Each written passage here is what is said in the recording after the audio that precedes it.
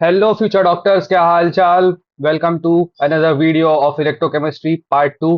पिछले वीडियो में हमने कवर किया था आपका सेल रिप्रेजेंटेशन, हमने इलेक्ट्रोड पोटेंशियल के बारे में जाना था और आपके स्टैंडर्ड हाइड्रोजन पोटेंशियल के बारे में हमने जाना था। फिर मैंने आपको एक ट्रिक बताया था कि कौन सा हम कैथोड लेंगे, कौन सा आप एनोड लेंगे। ठीक है। उसके बाद में हमने आपका क्वेश्चंस देखे हुए थे कि इनर्ट इलेक्ट्रोड का क्या क्या हमारा सवाल होता है और क्या एक एक्सेप्शन आता है हमारे इनर्ट इलेक्ट्रोड में। ठीक है। उसके बाद हमने कुछ एग्जाम्पलर के भी क्वेश्चन देखे थे वहां पर। अब हम यहाँ पर स्टार्ट करेंगे आपका पार्ट टू ऑफ इलेक्ट्रोकेमिस्ट्री, जिसमें हम पढ़ेंगे नर्स्ट इक्वेशन और आपका इलेक्ट्रोकेमिकल सीरीज, हम इस बारे में आपका पढ़ेंगे। ठीक है। तो Nernst equation and electrochemical series हम पढ़ने वाले हैं। नर्स्ट इक्वेशन और आपका इलेक्ट्रोकेमिकल सीरीज जो है वो बहुत ज्यादा ही इंपॉर्टेंट कंसेप्ट हैं आपके, जो अपने नीट केमिस्ट्री में आपके नीट, हर साल आपके नीट में सवाल उससे आते रहते हैं नर्स्ट इक्वेशन से। और हमेशा ही एक बात आप याद रखें, ये फॉर्मूला बेस्ड होते हैं। ठीक है। आपको जस्ट फॉर्मूला डालना है और आपको आंसर निकालना है, पर कैलकुलेटिव होगा, थोड़ा थोड़ा सा आपको कैलकुलेशन, आपको पेशेंस से कैलकुलेशन से आपको बनाना है, पेशेंस रख के कैलकुलेशन करना है। ठीक है। फॉर्मूला अगर आपको आ रहा है, कैलकुलेशन आप कर ले रहे हैं, तो आपके सवाल हो जाएंगे। ठीक है। तो हम स्टार्ट करते हैं आपका क्या, नर्स्ट इक्वेशन। ठीक है। ठीक है। तो नर्स्ट नर्स्ट इक्वेशन हम चालू करते हैं। तो नर्स्ट नर्स्ट इक्वेशन हमारा क्या बोलता है यहाँ पर कि standard potential are always measured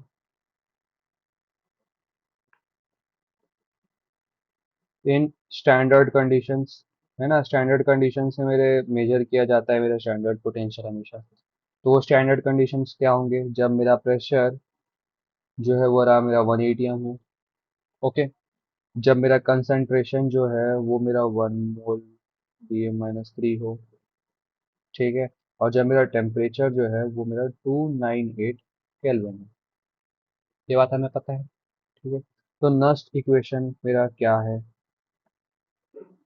तो नस्ट साहब आए और अपना एक इक्वेशन दे देंगे।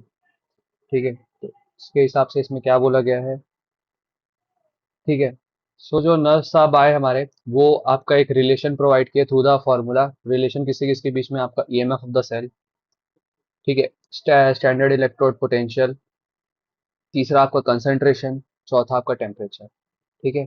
इन चार के बेसिस पे आपका नर्स साहब ने इक्वेशन बनाया, इस चार का रिलेशन बता के आपका एक इक्वेशन को प्रोड्यूस किया। तो इसका इक्वेशन आपका क्या बोलते हैं कि E of the cell is equal to E not of the cell. ठीक है। E M of the cell is equal to electrode potential minus R T. ठीक है। N F in product bond reactant.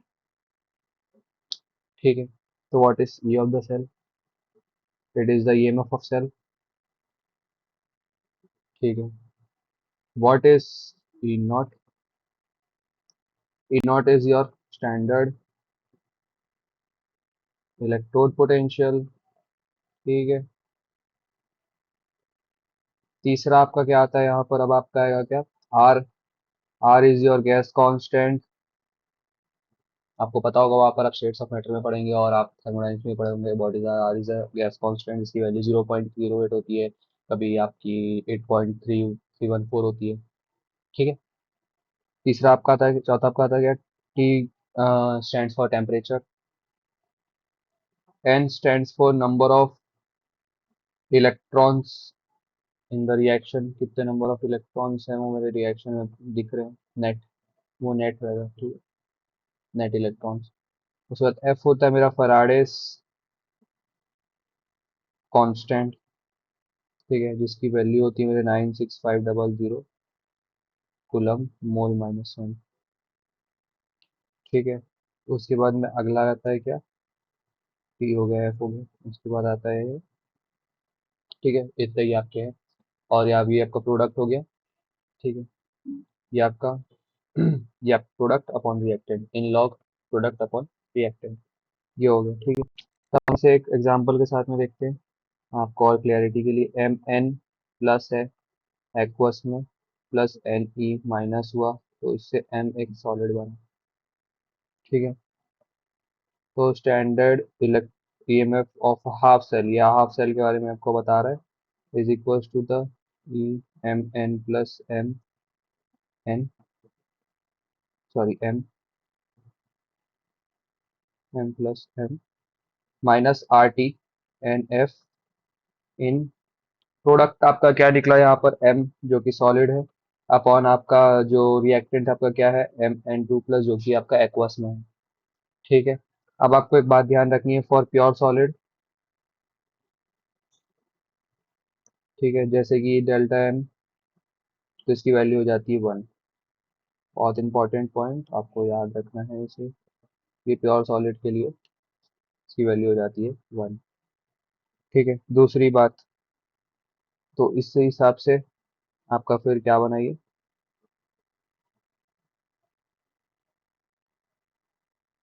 Minus R T N F in 1/Mn2 plus. ठीक है, ये बात आपको समझ आ गई। अब अगर मैं एट टेम्परेचर मैं 298 केल्विन भी यहाँ पर डाल दूं और गैस कांस्टेंट का भी वैल्यू में डाल दूं, ठीक है, तो E is equals to E naught minus 0.059 by N log 1/Mn plus. ये है मेरा स्टैंडर्ड इक्वेशन। जब मैं जब मैं यहाँ पर टेम्परेचर की वैल्यू डाल दूं फैराडेज कांस्टेंट की वैल्यू डाल दूं तो आपको एग्जाम में यही आपको इसी से ही आपको सवाल बनाने हैं। ठीक है, इसी से आपको सारे सवाल बन जाएंगे। ओके, आपको एन पता है 0.059 है यहाँ पर, ये आपको समझ आ गया। ठीक है, अब ये आपको फार्मूला समझ आ गया, ये आपको फार्मूला याद रखना है, बहुत इंपॉर्टेंट सवाल है इसमें। अब आपका आता है अगला Nernst equation for EMF of cell. अब एक पूरा सेल की बात करो जिसमें दो हाफ इक्वेशंस भी हो रहे हैं, तो ये इसमें ऑक्सीडेशन हो रहा है, रिएक्शन भी हो रहा है। तो हम पहले सबसे पहले रिएक्शन यहाँ पर लिखेंगे जेड एन। ठीक है, जेड एन टू प्लस। तो जेड एन का मतलब आपको पता चल गया होगा, एक्वास इसको एक्वास बोलते हैं। ठीक है, यहाँ पर फिर मैं शॉर्ट ब्रिज आ गया सी ओ टू प्लस सी ओ एक्वास। आपको सब बात सब अब आपको समझ आने लगी होगी। ठीक है, अब मैं रिएक्शन इसमें लिखता हूँ यहाँ पर C U two plus aqueous plus Z N solid give C U two plus solid plus Z N two plus aqueous. मेरा रिएक्शन हो गया। तो अब इसका ई मैं कैसे निकालूंगा, ये मतलब cell minus 0.059 upon N log product is what Z N. ठीक है, सीओ तो मेरा हमेशा 1 होगा क्योंकि वो सॉलिड है, upon reactant is what CO2 plus, क्योंकि जेड एन को मैं लूंगा नहीं क्योंकि वो उसका वैल्यू मेरा 1 आएगा। तो ये मेरा ऐसा हो गया। ठीक है, तो इससे देख के मुझे क्या समझ आ रहा है, इससे देख के मैं और भी चीजें निकालूंगा कि naught of the cell is equal to minus 0.059 by N log. मेरा जेड एन कहाँ था, एनोड में था, दिख रहा है आपको, और मेरा सीयू कहाँ था, मेरा कैथोड में था। तो क्या मैं इसको कैथोड बाय एनोड भी लिखूंगा यहाँ पर, लॉग एनोड अपॉन कैथोड। ठीक है, पहला फॉर्मूला। दूसरा फॉर्मूला मैं क्या लिखूंगा, E not of the cell is equal to minus 0.059 by N log product upon reactant भी लिखूंगा मैं यहाँ पर।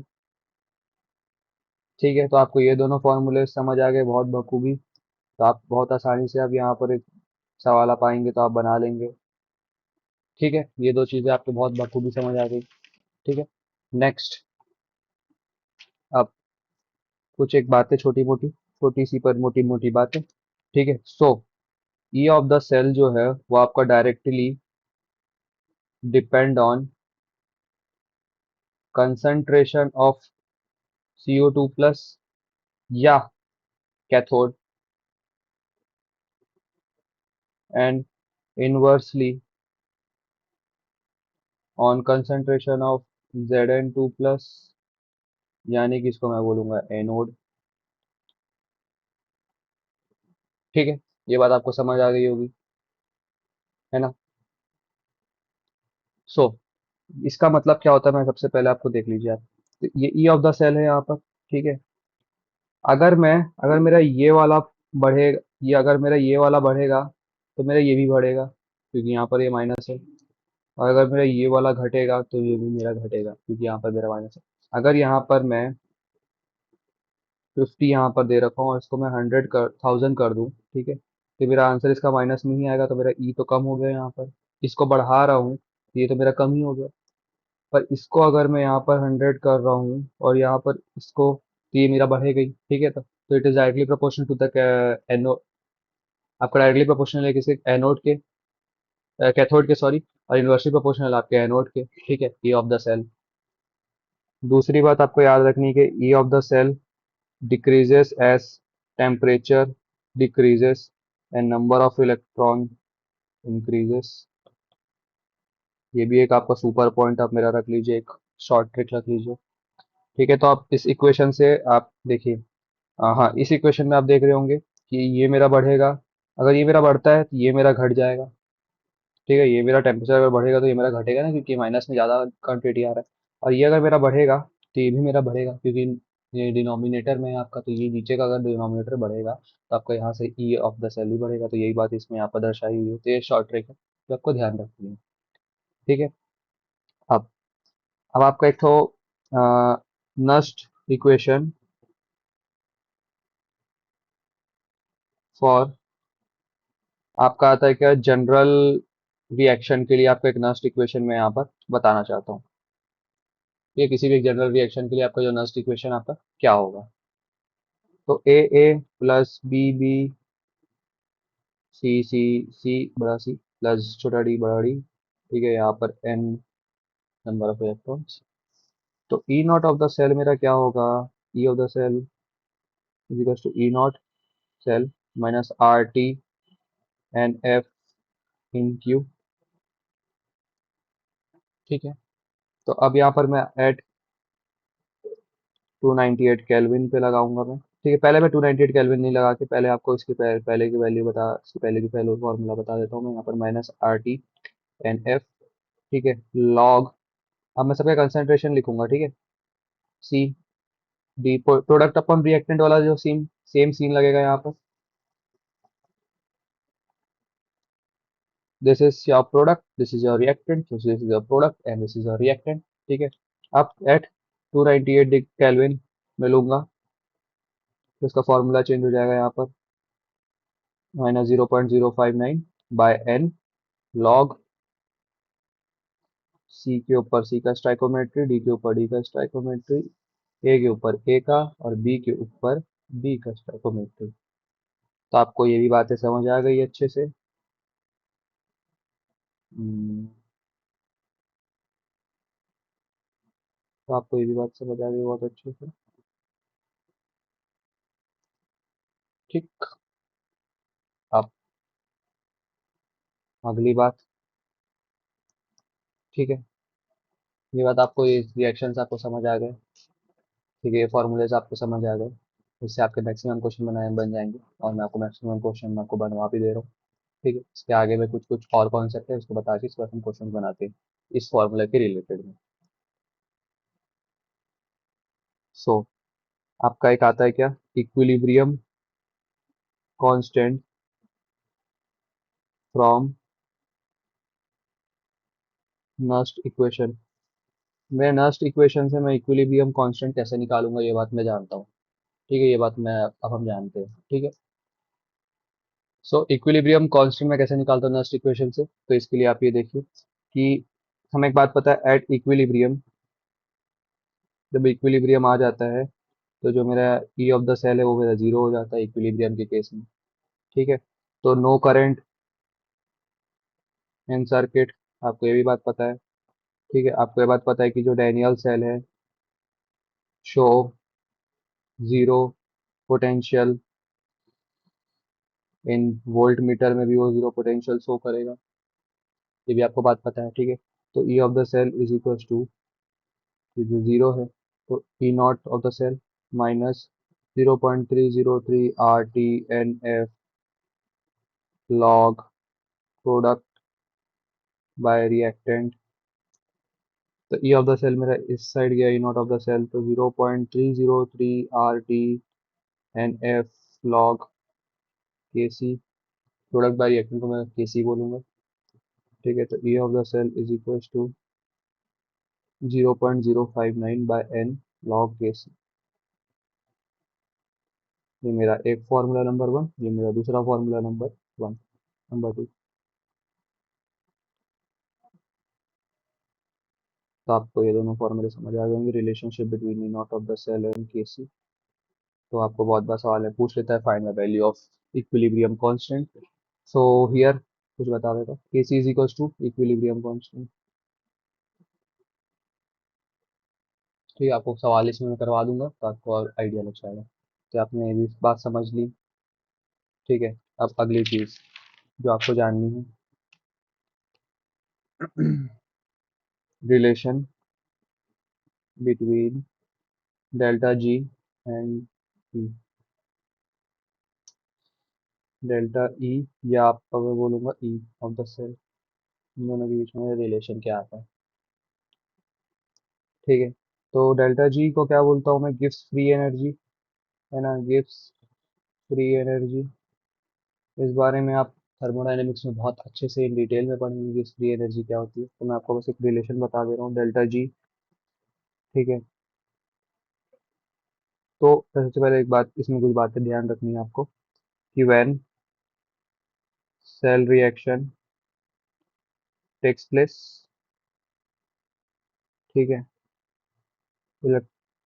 Electric energy is produce. ठीक है, जब सेल रिएक्शन होता है तो इलेक्ट्रिसिटी मेरा प्रोड्यूस हो जाता है, इलेक्ट्रिक करंट इसको मैं बोलूंगा, एसी। ठीक है, तो electrical work by cell result in decrease in delta G. जो इलेक्ट्रिकल वर्क हो रहा है इसमें, इसके कारण से मेरा डेल्टा जी में डिक्रीमेंट आएगा। ठीक है, तो एट स्टैंडर्ड कंडीशंस, जब स्टैंडर्ड कंडीशन मेरे क्या हुए वही सेम, 1 m/d(m-c) मेरा कंसंट्रेशन हो जाए, प्रेशर मेरा 1 atm, सॉरी 1 atm मेरा प्रेशर हो जाए, 1 atm 1 बार के आसपास में मेरा प्रेशर हो जाए।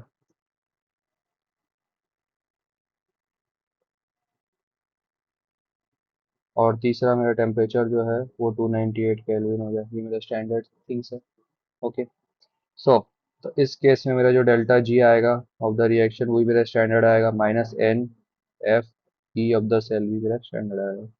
तो ये हो गया मेरा डेल्टा जी और ई डैश के बीच में एक रिलेशन,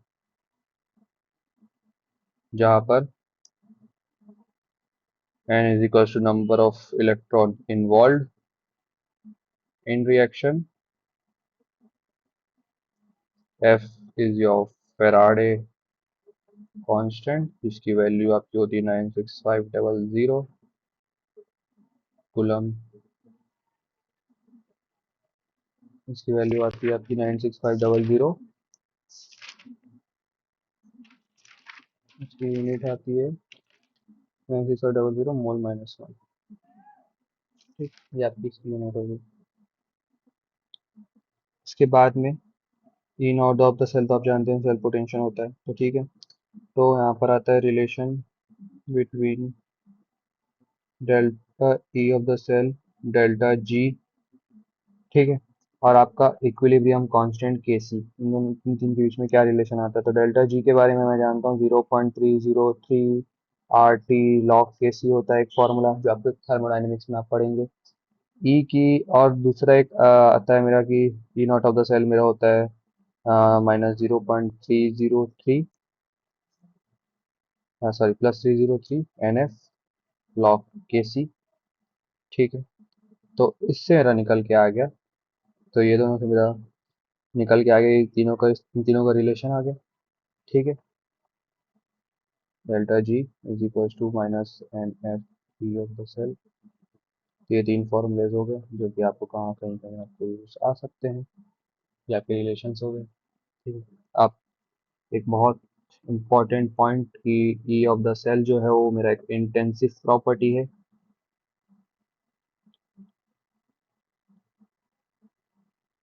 एंड डेल्टा जी जो है वो मेरा एक्सटेंसिव प्रॉपर्टी है। यानी कि thermodynamic property property whose value depend on n। ठीक है, ऑल्सो एक्सटेंसिव इंटेंसिव प्रॉपर्टी के बारे में आपको आपने थर्मोडायनेमिक्स में पढ़ा था कि एक्सटेंसिव प्रॉपर्टीज आर दोज जिसको हम ऐड कर सकते हैं और इंटेंसिव को हम ऐड नहीं कर सकते डायरेक्टली। ठीक है, तो delta G can be added directly, directly add कर सकता हूँ, but we can not add E of the cell directly, हम डायरेक्टली ऐड नहीं कर सकते। ये हमारा इंटेंसिव और एक्सटेंसिव का बताया है। तो इसमें से आपके सवाल आए हुए हैं, बहुत इंपॉर्टेंट कॉन्सेप्ट, बहुत इंपॉर्टेंट, मैं इसको 5 स्टार बोलूंगा।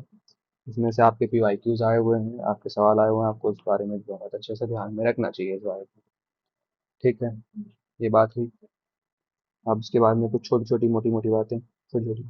Eight stage of chemical equilibrium के केस में, जब मेरा केमिकल इक्विलिब्रियम आ जाए तो मैं आपको क्या बताया था, ई सेल आपका जो हो जाता है, ई सेल जो आपका होता है वो आपका जीरो होता है। ठीक है, ई सेल जो होता है आपका जीरो होता है, तो डेल्टा जी की वैल्यू भी मेरी हो जाएगी जीरो। ओके, सो रिएक्शन, तो आपको ये बात भी समझ आ गई। अब आता है दूसरी बात कि रिएक्शन इज फीजिबल, मतलब कि रिएक्शन का तभी होगा ओनली जब व्हेन मेरा डेल्टा जी है वो मेरा नेगेटिव रहे और मेरा जो ई सेल है वो मेरा हमेशा पॉजिटिव रहे।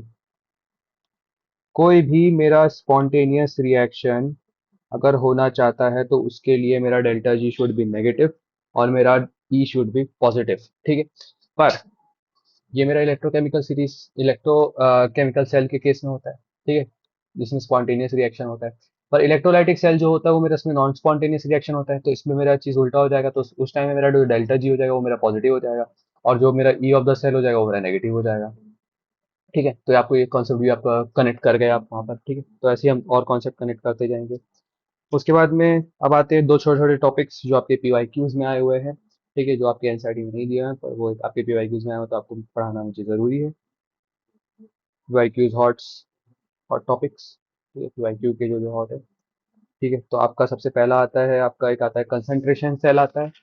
ठीक है, और आपका आता है एक आपका हाइड्रोजन इलेक्ट्रोड का जो कैसे निकालते हैं आपको वो चीज़ आता है। ठीक है, तो सबसे पहले हम बात करते हैं आपका कंसंट्रेशन सेल के बारे में। ठीक है, तो आपका कंसंट्रेशन सेल का क्या होता है करके,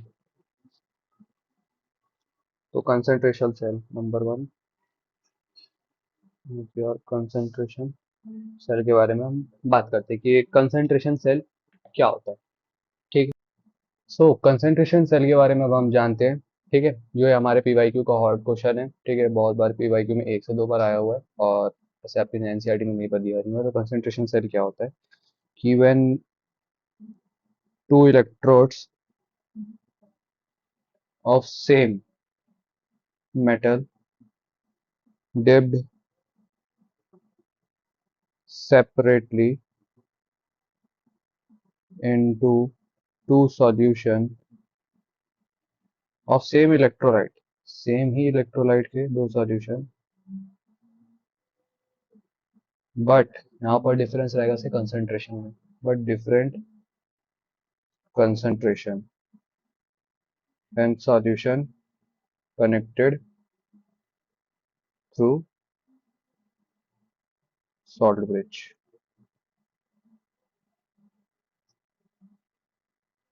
ठीक है, तो अब मैं रिएक्शन लिखता हूँ आपका Cu2 प्लस, इसका कंसंट्रेशन C1 है, और यहाँ पर मैं लिखूंगा Cu2 प्लस इसका कंसंट्रेशन C2 है, और यहाँ पर मैं Cu लिखूंगा। तो इसके लिए मेरा फॉर्मूला बनता है यहाँ पर E of the cell, E not of the cell तो मेरा जीरो हो जाएगा क्योंकि वहां पर रिडक्शन और उसका ऑक्सीडेशन दोनों का सेम माइनस और प्लस होकर जीरो हो जाएगा। तो ये तो जीरो हो जाएगा, तो ये हो जाएगा मेरा क्या, 0.059 by N log C2 by C1 when C2 is more than C1 and E of the cell is equals to 0। ठीक है, ये बात आपको समझ आ गई कंसंट्रेशन सेल के बारे में, है ना। अब इसके बाद में एक आता है हमारा, एक आता है हाइड्रोजन सेल। ठीक है, हाइड्रोजन सेल के बारे में हम आप बात करते हैं आपसे। कंसंट्रेशन सेल तो हो गया, तो इसके बाद में एक पॉइंट यहाँ पर लिखते हैं हम कि इलेक्ट्रोड, ठीक है, जिसका एट हायर कंसंट्रेशन, जिसका कंसंट्रेशन ज़्यादा है जिस इलेक्ट्रोड का, उसको हम कैथोड बना देंगे। और जिसका एट लो कंसंट्रेशन है उसको हम एनोड बना देंगे। ठीक है, तो जिसका कंसंट्रेशन ज़्यादा है उसको हम कैथोड बनाएंगे, जिसका कंसंट्रेशन कम है उसको हम एनोड बना देंगे। ये बात आपको समझ आ गई? तो एनोड बाय कैथोड हो जाता है मेरा। ठीक है, इसलिए यहाँ पर वो ऊपर में जो आपका माइनस आता है, -0.509 आता है। ठीक है, पर इन केस ऑफ दिस आपका जो है यहाँ पर देखेंगे कि C2 आपका एनोड है, आपका कैथोड है C2, और आपका एनोड आपका C1 है। तो ऊपर में गया, ठीक है, रेसिप्रोकेट हुआ, तो वहां पर आपका जो माइनस वो प्लस में चेंज हो गया। ठीक है, तो इसलिए C2 का C1 हो जाएगा और वहां से माइनस हट जाएगा। ठीक है, ये बात आपको समझ आ गई? ये आपका फॉर्मूला हुआ, ये आपका दो सवाल हुआ, ये ई हुआ, ये आपका स्कोप। इन सब चीज़ों को आपको ध्यान रखना है। अब आपका अगला कंसेप्ट आता है आपका स्टैंडर्ड हाइड्रोजन पोटेंशियल। वहां पर भी आपका एक इसके बारे में भी आपका कंसेप्ट है,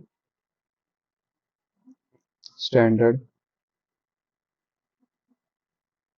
नाइट्रोजन पोटेंशियल, सॉरी इलेक्ट्रोड भी बोल सकते हैं। जो ये इसके बारे में हम क्या बात करते हैं, इसके में भी आपका क्या होता है, दो चीज होता है, आपका रिडक्शन होता है इसमें ही भी, और आपका ऑक्सीडेशन भी होता है। ठीक है, हाइड्रोजन इलेक्ट्रोड भी ये दो चीज होती है।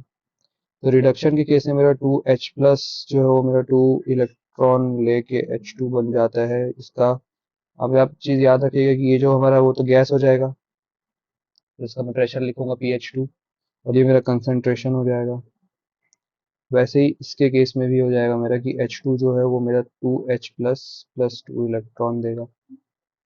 ठीक है, तो इस केस में ये तो मेरा फिर से pH2 का कंसंट्रेशन हो गया, ये मेरा कंसंट्रेशन है। सो इस केस में जो मेरा E बनेगा, तो ये -0.059/2 लॉग प्रोडक्ट अपॉन रिएक्टेंट होता है ना हमेशा, H+ का स्क्वायर, और यहाँ का E का हो जाएगा -0.059/2 लॉग प्रोडक्ट अगेन H+ का square upon concentration is upon reactant is P, partial pressure of H2। तो ये एक कॉन्सेप्ट है आपका, बहुत इंपॉर्टेंट कॉन्सेप्ट। इस पे आपको पीवाईक्यूज देखने को मिलेंगे, अगर मैं सॉल्व भी करवा देता हूँ आपको पीवाईक्यूज, तो इससे आपको आइडिया लग जाएगा। ठीक है, what is this? This is partial pressure of H2, this is the concentration. ठीक है, ये अब आपको बात समझ आ गई, तो आपसे आप क्वेश्चन बना सकते हैं। अब जो नॉर्मल कंसंट्रेशन होता है H+ का, वो आपका 10⁻⁻⁷ होता है। ठीक है, और यही बात है कि 10⁻⁻⁷ आपका नॉर्मल H+ का जो कंसंट्रेशन होता है किसी भी एसिड में, आप जानते हैं कि ऐसे एसिड कैरेक्टर आपका 10⁻⁻⁷ से कम आना चाहिए आपके पीएच टेबल में, और आपका 10⁻⁻⁷ से अगर ज्यादा तो बेसिक कैरेक्टर हो जाता है वो। ठीक है, तो बात आपको ये बात पता है। अब जो है कि इसके बाद में हम स्टार्ट करते हैं आपका इलेक्ट्रोकेमिकल सीरीज। आपका Nernst equation gives free energy का इक्वेशन ये सब आपका हो गया। तो अब इसके बाद में इलेक्ट्रोकेमिकल सीरीज हम स्टार्ट करते हैं। तो उसके बाद वो इलेक्ट्रोकेमिकल सीरीज खत्म करने के बाद में हम सारे क्वेश्चन ही क्वेश्चन बनाएंगे जो आपके पीवाईक्यूज में आए हुए हैं, एनसीईआरटी एग्जाम्पलर के जो आपके क्वेश्चन है। ठीक है, ताकि आपको कंसेप्चुअल क्लैरिटी आ जाए। ओके,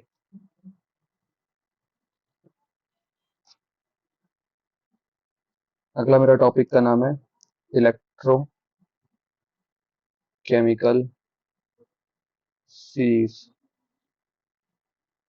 बहुत इंपॉर्टेंट कॉन्सेप्ट, बहुत इंपॉर्टेंट टॉपिक, जो आपके नीट में हर साल इससे सवाल आते हैं। ठीक है, और इसे टैकल करना भी बहुत आसान है। ठीक है, हम बहुत आसानी से इसे टैकल करेंगे, इसके निमोनिक्स बनाएंगे, क्या क्या इसके निमोनिक्स हो सकते हैं, और इसे आसानी से खत्म करते हैं। ठीक है, इसे हम आसानी से जल्दी जल्दी खत्म करते हैं। चलिए स्टार्ट करते हैं फिर। सो इलेक्ट्रोकेमिकल सीरीज आपका इससे स्टार्ट होता है कि LiKBaSr,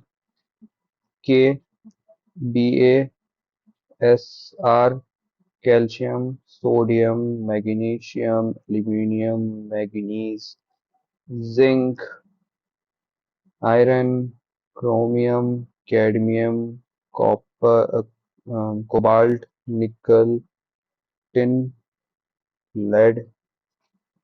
यहाँ पर एक आपका ट्रांजिशन आता है H का। इसके बाद आपका आता है क्या, छापा। ठीक है। इसका एक निमोनिक है आपका, ले के बा, बी से बा, Suri, S R for Suri, को, सी ए को हम को बोलेंगे, ना, मुझे, मुझे, अल, मिया, एम एन इज मिया, जी, जेड एन इज जी, फे, को, सी डी, ओके, को, नहीं, सुनी, एस एन इज सुनी, पर, हम, एच फॉर हम, गाय, फिर हम गाएंगे, गाय, छप्पा छप्पा। ठीक है, ये हमारा निमोनिक हो गया। लेके बांसुरी ना, मुझे, लेके बांसुरी को, ना मुझे अलमिया जी, फे को सीढ़ी को, नहीं सुनी पर हम गाएं छप्पा छप्पा। ठीक है, तो दिस छप्पा छप्पा represent C for copper, H for S G यानी कि मर्क्यूरी, ए फॉर आपका ए जी हो जाएगा, पी फॉर आपका प्लेटिनम, और ए अगेन ए फॉर आपका ए यू यानी कि गोल्ड। ठीक है, आपको ये बात समझ आ गई। अब हाइड्रोजन की जो आपको पता है कि यहाँ पर इसका जो होता है आपका इलेक्ट्रोड पोटेंशियल जो होता है, स्टैंडर्ड इलेक्ट्रोड पोटेंशियल, वो आपका जीरो होता है। तो इसके ऊपर वाले जितने हो गए इनके नेगेटिव हो जाएंगे इलेक्ट्रोड पोटेंशियल, और इसके जो नीचे वाले हो गए वो आपके पॉजिटिव हो जाएंगे इलेक्ट्रोड पोटेंशियल। आपको याद रखना है, जो हाइड्रोजन के जितने ऊपर है इसके सबके सबसे इसके सबके नेगेटिव हो जाएंगे, और उसके जो नीचे है उसके सबके पॉजिटिव हो जाएंगे इलेक्ट्रोड पोटेंशियल। सो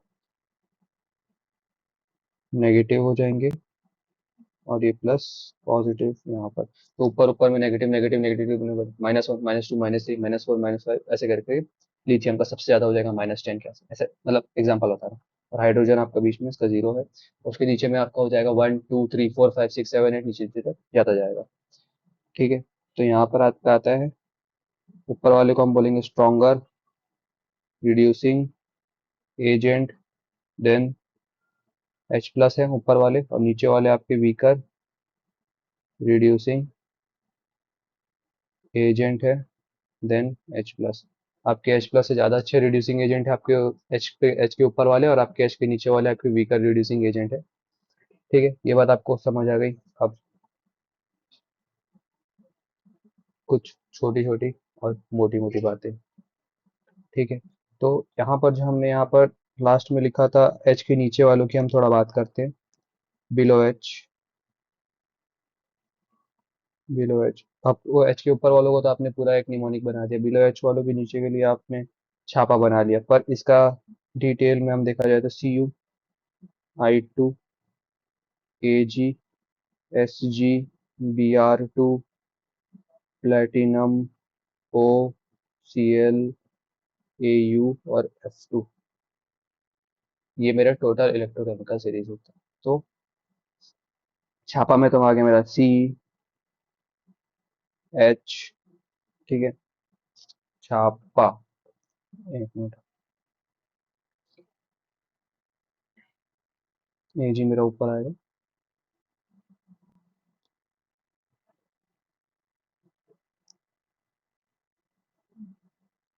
Ig, उसके बाद मेरा आता है यहाँ पर क्या, SHg, Ag, ठीक है, Br2 प्लेटिनम, उसके बाद में O2 Cl2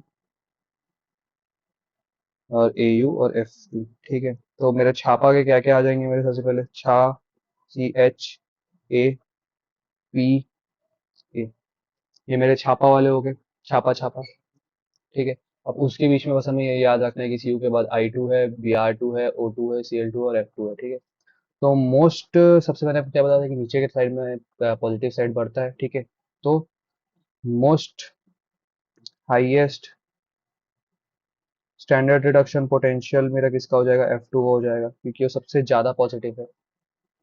और लोएस्ट स्टैंडर्ड रिडक्शन पोटेंशियल मेरा किसका हो जाएगा, लिथियम का, जो कि सबसे ऊपर है। ये दो बात आपको ध्यान में रखनी है।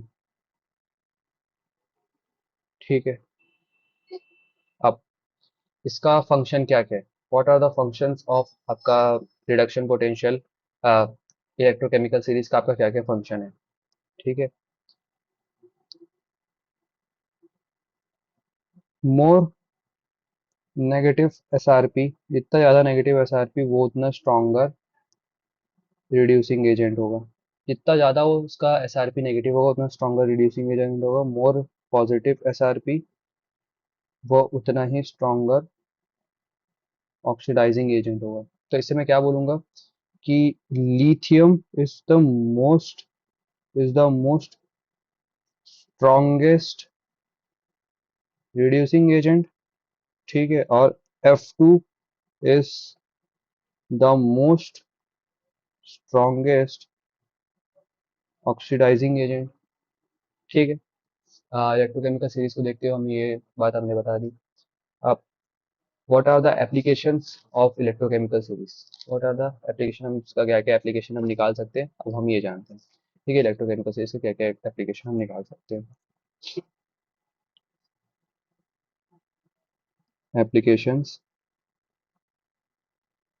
ऑफ इलेक्ट्रोकेमिकल सीरीज, पहला एप्लीकेशन आता है मेरा ऑक्सीडाइजिंग एंड रिड्यूसिंग पावर। तो जो ऑक्सीडाइजिंग पावर है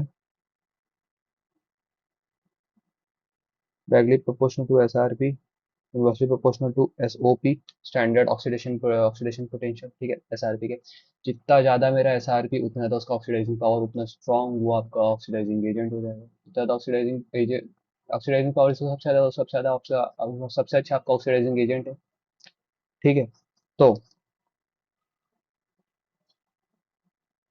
हमारा हमें पता है कि टॉप टू बॉटम मतलब ऊपर से नीचे ऑफ इलेक्ट्रोकेमिकल सीरीज मेरा ऑक्सीडाइजिंग पावर बढ़ता है, जिसके कारण से जो मेरा F2 का सबसे ज़्यादा ऑक्सीडाइजिंग पावर होता है। और वैसे ही जो मेरा रिड्यूसिंग पावर है वो डायरेक्टली प्रोपोर्शनल हो जाता है इन एसओपी के, और इन्वर्सली प्रोपोर्शनल हो जाता है मेरे एसआरपी के। तो इसका मतलब अगर मैं टॉप टू बॉटम जाऊंगा तो मेरा रिड्यूसिंग पावर घटेगा।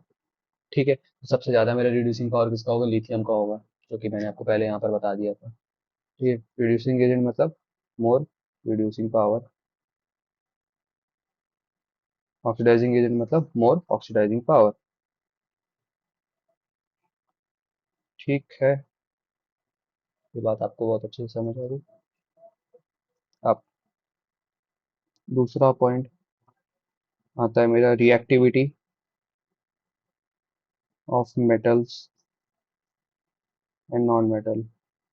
क्या क्या मेरा reactivity of metal and non metal पे भी डिपेंड करेगा, हम ये भी जानते हैं। ठीक है।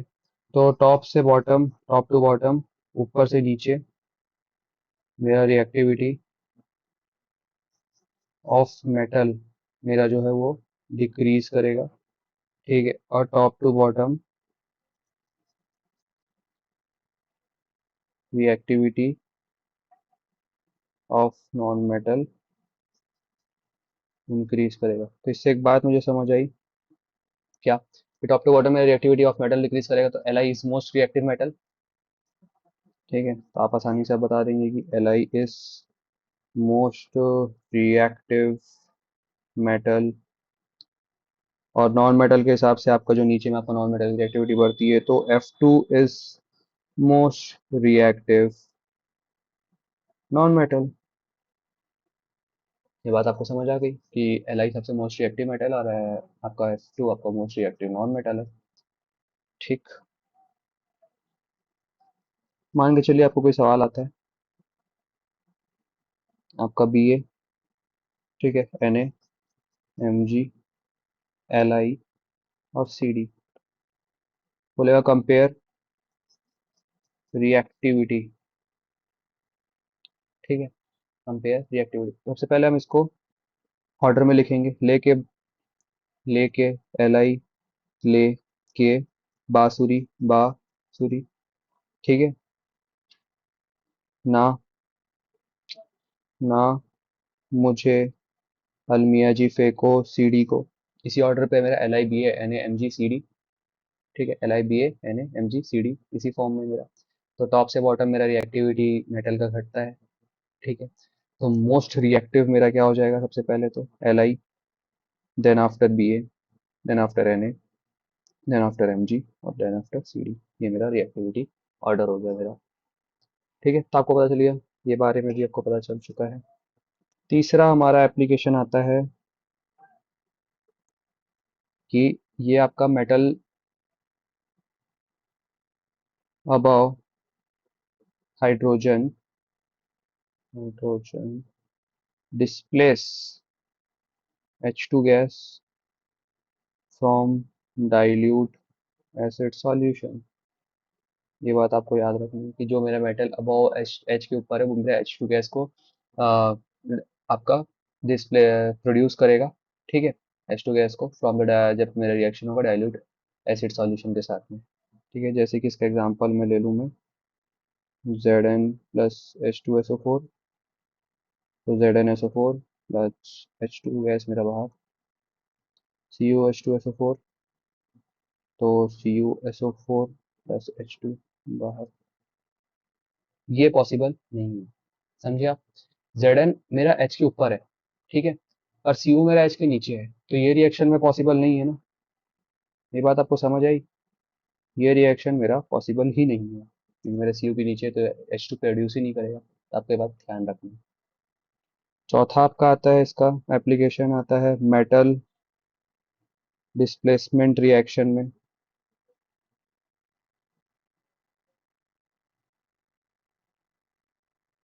ठीक है, मेटल डिस्प्लेसमेंट रिएक्शन में मेरा कैसे एक्ट करता है हम ये देखते हैं कि इसमें आप पॉइंट लिखिएगा, metal above electrochemical series displace the metal below one, below it.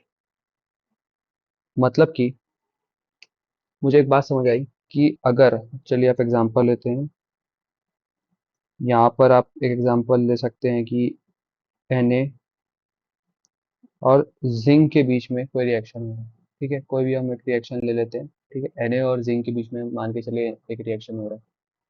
तो अगर पहला रिएक्शन हो रहा है कि Zn प्लस H2SO4 है, ये मेरा रिएक्ट करेगा ZnSO4 प्लस H2 निकालेगा।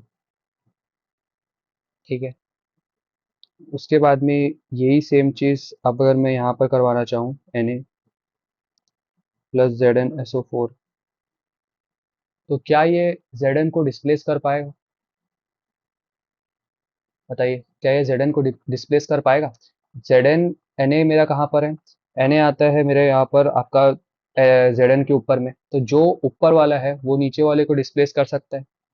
ठीक है, मैंने यहाँ यही बताया था कि the metal above can displace the below one, तो मेरा Na जो है इसको डिस्प्लेस कर सकता है यहाँ पर, तो ये मेरा बना देगा यहाँ पर Na2SO4 हो जाएगा प्लस Zn बाहर हो जाएगा। पर ये बात आपको ध्यान रखनी है, अगर यही कंडीशन रिवर्स होता तो Zn जो है cannot displace displace Na, because वो आपके ऊपर में आता है, Zn के ऊपर में आता है, तो ये डिस्प्लेस नहीं कर सकता।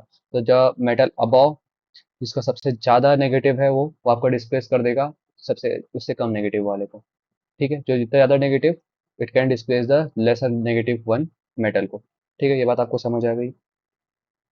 ये एक और आप रिएक्शन जैसे ले सकते हैं यहाँ पर मेटल डिस्प्लेसमेंट में, तो यही आपके रिएक्शंस आते हैं। ठीक है, कि आप मेटल को, जो ज़्यादा रिएक्टिव मेटल वो आपको डिस्प्लेस कर देगा लेस रिएक्टिव मेटल को। ठीक है, अब ये आपका मेटेलिक हो गया। अब आपका नॉन मेटेलिक डिस्प्लेसमेंट रिएक्शन क्या होता है देखते हैं। मेटल्स के बारे में तो हम जान गए, अब नॉन मेटल में क्या होता है कि इसके केस में होता है कि non metal which lie below in electrochemical series can displace the non metal above one. ठीक है, above in the electrochemical series, तो जो मेरा नीचे वाला रहता है वो मेरे ऊपर वाले को डिस्प्लेस कर देंगे। समझ आई ये बात आपको? तो एग्जांपल से मैं आपको समझाता हूँ। मान के चलिए मेरा ये F2 है, KCl में डाला, KBr में डाला और KI डाला, तो F2 जो है वो मेरा सबसे नीचे में। ठीक है, so it can displace Cl। सबसे पहली बात, इट कैन डिस्प्लेस Cl क्योंकि वो नीचे वाला मेरे ऊपर वाले को डिस्प्लेस कर सकता है। पर मेटल केस में उल्टा है, मेरे ऊपर वाला नीचे वाले को डिस्प्लेस करेगा। ये आप बहुत ध्यान से इस बात को समझिएगा। तो आपको ये बात समझने की, non metal below in electrochemical series can displace non-metal above in electrochemical series, जो सी अबव वाला उसको डिस्प्लेस कर देगा। तो यहाँ पर ये के एफ बना लेगा प्लस सी एल टू, फिर आपका ये के एफ टू फिर बना लेगा सी एल टू बाहर, फिर के आई टू बना लेगा यहाँ पर plus C sorry B R two बाहर, और यहाँ पर आपका आई टू बाहर के एफ टू। ठीक है, आप यही मैं सी एल का केस ले लूँ यहाँ पर, और यहाँ पर मैं के एफ का रिएक्शन करवाऊँ, के बी आर का रिएक्शन करवाऊँ, और के आई का रिएक्शन करवाऊँ। तो के एफ मेरे नीचे है, ठीक है, सी एल से। तो क्या बोला था मैं, नीचे वाला ऊपर वाले को डिस्प्लेस करेगा, ना कि ऊपर वाला नीचे वाले को डिस्प्लेस करेगा। तो सी एल मेरा डिस्प्लेस नहीं कर पाएगा के एफ को, तो देयर इज नो रिएक्शन। पर इस केस में क्या होगा कि बी आर, सी एल मेरे बी आर से नीचे में है, ठीक है, तो इसको ये डिस्प्लेस कर देगा, K C L plus B R two, और आई से भी वो नीचे है, तो प्लस आई टू। ये बात आपको समझ आ गई होगी, ये दो एग्जाम्पल से। ठीक है, इतना हो गया आपका। इसके बाद एक आता है कि थर्मल स्टेबिलिटी का कॉन्सेप्ट। थर्मल स्टेबिलिटी आप ये सब इनऑर्गेनिक में भी एक बार और पढ़ेंगे, पर आपका इसमें इसका एप्लीकेशन है इलेक्ट्रोकेमिकल सीरीज का, तो मैं इसलिए एक बार आपको और बता दे रहा हूँ उसको पहले से। ठीक है, तो जो थर्मल स्टेबिलिटी है वो डायरेक्टली प्रोपोर्शनल हो जाता है आपका एसओपी से, और इन्वर्सली प्रोपोर्शनल हो जाता है आपका एसआरपी से। बात आपको याद रखना है, जिसका एसआरपी सबसे ज़्यादा तो थर्मल स्टेबिलिटी कम, जिसका एसओपी ज़्यादा उसका थर्मल स्टेबिलिटी ज़्यादा। ठीक है, तो आप ये भी बना लेंगे, आपको ये बातें समझ आ गई इलेक्ट्रोकेमिकल सीरीज के बारे में, कि कौन सा ऑक्सीडाइजिंग एजेंट हो गया, कौन सा रिड्यूसिंग एजेंट हो गया, किसका ऑक्सीडाइजिंग पावर ज़्यादा हो गई, किसका ऑक्सीडाइजिंग पावर कम हो गई। अब हम बनाते हैं आपके सवाल, क्वेश्चंस जो आपके पीवाईक्यूज में आए हुए हैं, जो आपके एग्जाम्पलर में है, तो इससे आपको आइडिया रहेगा कि किस तरीके से क्वेश्चन आ रहे हैं और किस तरीके से आपको बनाने हैं। ठीक है, सो ये कुछ पीवाईक्यूज हैं आपके जो नीट में आए हुए हैं। ठीक है, आपके इस टॉपिक से तो हम इसे कवर करते हैं। ठीक है, तो पहला आपसे सवाल पूछा गया है कि आपका जो identify the reaction from which of the following will hold the top position in EMF series according to their electrode. ठीक है, तो आपसे यही साफ साफ यही पूछा गया है कि किसका सबसे ज्यादा पॉजिटिव एस आर पी होगा। तो पॉजिटिव एस आर पी मेरे एच के नीचे वाले का होता है, तो एच के ऊपर वाले सारे कौन है, एम जी मेरा एच के ऊपर है, एफ ई मेरा एम एच के ऊपर है, और के भी मेरा एच के ऊपर है। तो एच के नीचे मेरा कौन सा है, ए यू है, तो इसका आंसर हो जाएगा मेरा ए यू, जिसका पॉजिटिव इलेक्ट्रोड होता है। ठीक, नेक्स्ट सवाल।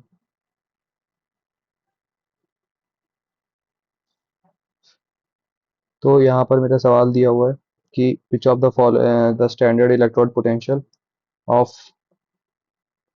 ए जी से, ये दिया हुआ है, इसका इसका इसका दिया हुआ है 0.1668042.1। रिड्यूसिंग पावर बताना है मुझे। Reducing power is equals to, reducing power मेरा कैसे पता चलेगा, जितना ज़्यादा नेगेटिव एस आर पी उतना ज़्यादा वो रिड्यूसिंग इसका है, वो है। ठीक है, reducing power more the negative, सबसे ज़्यादा नेगेटिव एस आर पी किसका है यहाँ पर,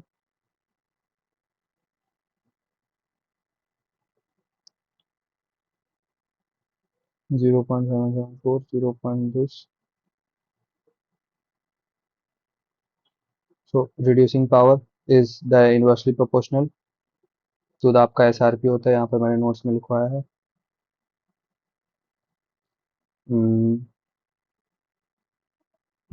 reducing power is inversely proportional to the S R P, जितना ज़्यादा आपका एस आर पी उतना कम उसका रिड्यूसिंग पावर।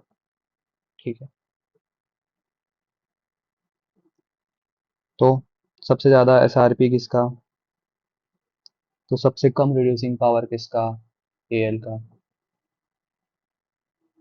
ठीक है, सबसे ज़्यादा S R P, sorry negative S R P है ना आपका, तो सबसे कम आपका से किसका हो रहा है यहाँ पर, 1.66 हो गया आपका, 0.66, 0.802। ठीक है, तो सबसे ज़्यादा आपका हो गया के का, के का सबसे ज़्यादा एस आर पी है। ठीक है, डिक्रीजिंग ऑर्डर में आपको बताना है। तो के का एस आर पी सबसे ज़्यादा, तो उसका रिड्यूसिंग पावर सबसे कम, तो सबसे पहले आपका के आ जाएगा। तो दो ऑप्शन आपको देखना है, के, फिर आपका ए एल आना चाहिए,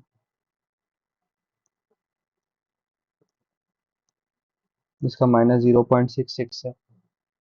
ठीक है, सॉरी इस क्वेश्चन में थोड़ा सा एक ग्लिच है, यहाँ पर आपका माइनस आएगा, -2.93। ठीक है, तो यहाँ पर सबसे पहले आप करते जाते हैं कि जो होता है हमारा S R P is inversely proportional to the आपका रिड्यूसिंग पावर हो जाएगा। ठीक है, तो जिसका ज़्यादा सबसे ज़्यादा नेगेटिव एस आर पी होगा उसका सबसे जिसका सबसे कम नेगेटिव सबसे ज़्यादा कम नेगेटिव सॉरी सबसे ज़्यादा कम एस आर पी होगा उसका सबसे ज़्यादा रिड्यूसिंग पावर होगा। सबसे कम एस आर पी आपका किसका दिख रहा है, केप का। ठीक है, जिसका जीरो -2.93 है, तो सबसे पहले आपका हो जाएगा के। उसके बाद आपका ए एल का दिख रहा है 1.66। ठीक है, तो आपको उसके बाद आ जाएगा आपका ए एल। उसके बाद आपको दिख रहा है किसका, आपका सी आर का, तो आपका आ जाएगा सी आर। और उसके बाद में आ जाएगा आपका व्हाट, ए जी। ठीक है, तो इसका आंसर हो जाएगा बी। इसमें आपका ग्लिच दिया हुआ था कि इसमें आपका माइनस ऐड नहीं किया हुआ था इसमें। ठीक है, जो माइनस आपका पी वाई क्यू में आया हुआ है। इसके बाद में आपका एक सवाल आता है ये। ठीक है, दो ये आपका सवाल है कि ये आपका इक्वेशन दिया हुआ है, ये ऑफ द सेल दिया हुआ है, delta delta G of the reaction is. तो मुझे बात पूछा गया है डेल्टा जी क्या हो सकता है इस रिएक्शन का।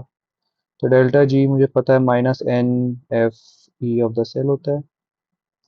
एन की वैल्यू मुझे यहाँ पर दिख रही है कितनी, है ना, तो एन की वैल्यू मुझे यहाँ पर आ रही है 2। ठीक है, देख के मुझे समझ आ रहा है यहाँ पर एन की वैल्यू आएगी 2। तो 2 फैराडे इसका मैं लगा दूंगा 96500, और आपका इसका वैल्यू दिया हुआ 0.24। तो डायरेक्ट फार्मूला लगा के 2 9.602 और 0.24 जिसकी वैल्यू दी हुई है, इसको लगा के मेरा आंसर ये आ जाएगा टी। ठीक है, तो काफ़ी आसान सा सवाल है, फार्मूला बेस्ड सवाल है आपका डेल्टा जी के। इसमें से बहुत आसान सवाल आते ही हैं हर साल। ये आपका 2019 का था ये सवाल। उसके बाद में आते हैं ये वाला सवाल पे कि इलेक्ट्रोकेमिकल सेल है, इसमें Zn आपका Zn से ZnSO4 इसका ये कंसंट्रेशन है, इसका ये कंसंट्रेशन दिया हुआ है। The EMF of the Daniell cell is E1, इसका ईएमएफ आपका E1 दिया हुआ है। ठीक है, द कंसंट्रेशन अब उसका चेंज करके मैं 1 m कर दिया। ठीक है, और सीओ कंसंट्रेशन चेंज करके मैं इतना कर दिया, तो ईएम अब ई मेरा इतनी हो गई। ठीक है, तो रिलेशनशिप बताना है मुझे इसके बारे में। तो E1 जो है वो is equal to E not of the cell minus 0.059 by N upon आपका क्या रहेगा, एनोड प्लस कैथोड था ना, तो मेरा जेड एन का 2 प्लस अपॉन कैथोड में आपका आ जाएगा सी यू का 2 प्लस। ठीक है, तो पहले यहाँ पर क्या लिया था मैं, 0.01 लिया था, यहाँ पर 1 लिया था, तो 0.01 इज टू -2 हो गया पहला ई1। ई का हो जाएगा मेरा क्या, यहाँ पर इसका कंसंट्रेशन के हिसाब से -2 आया, और E2 के इसमें कंसंट्रेशन में चेंज होके हो गया 1, और यहाँ पर हो गए तो 0.01, तो इसका कंसंट्रेशन ऊपर चले जाके हो जाएगा 10 की पावर 2। ठीक, तो 10 की पावर 2। अब यहाँ पर आपको सॉल्व करना पड़ेगा।